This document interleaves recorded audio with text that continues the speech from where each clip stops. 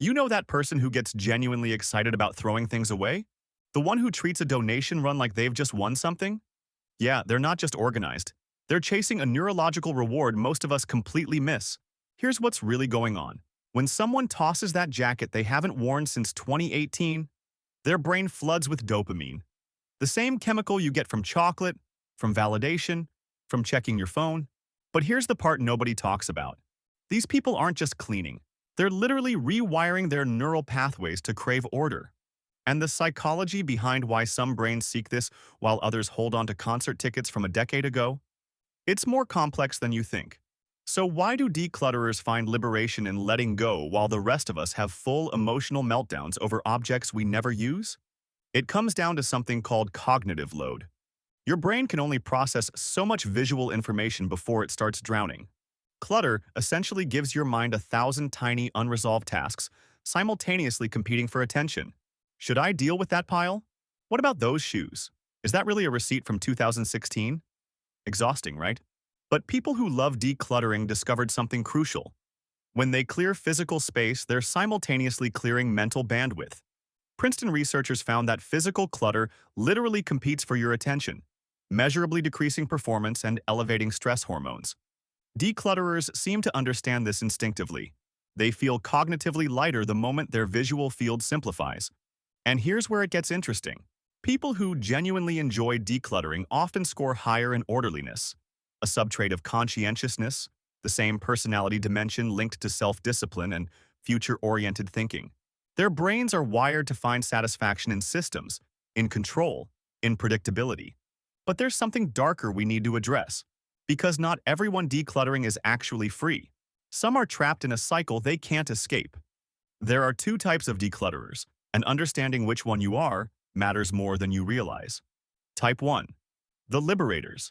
These people declutter and genuinely feel expansive afterward. They've learned that memories exist in their minds, not in objects. They keep what adds value, release what doesn't, and move forward. Balanced. Healthy. Annoyingly self-aware. Type 2. The Chasers. They're stuck in a loop, decluttering for the dopamine rush, then filling the void with new purchases, only to purge again. For them, it's never really about freedom, it's about control. When life feels chaotic, when relationships are complicated, when work is overwhelming, controlling their physical environment becomes the one thing they can manage. The decluttering itself becomes another form of clutter, just mental instead of physical. And here's what research shows. The act of letting go connects to identity. Those business clothes from a career you've moved on from, that expensive kitchen gadget from a phase you abandoned. These objects tell stories about who you were. By releasing them, people are making a profound statement. I'm not that person anymore, and that's okay. It's a form of self-acceptance disguised as organization.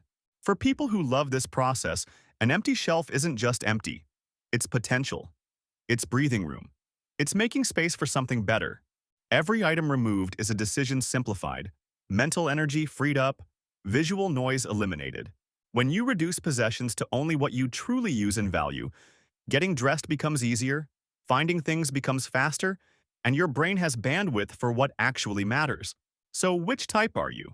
Because decluttering should feel like opening a window, not tightening invisible rules around yourself. The next time you feel that urge to purge everything you own, ask yourself, am I creating space for clarity, or am I just chasing the temporary satisfaction of control?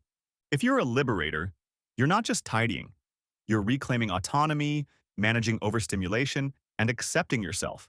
That's profound psychology packed into letting go. But if you're a chaser, that's not failure. That's information.